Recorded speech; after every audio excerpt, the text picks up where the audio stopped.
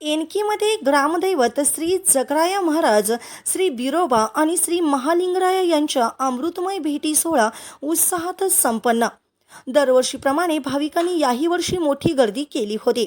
श्री जकराया महाराजांची यात्रा दरवर्षी मोठ्या उत्साहात संपन्न होत असते.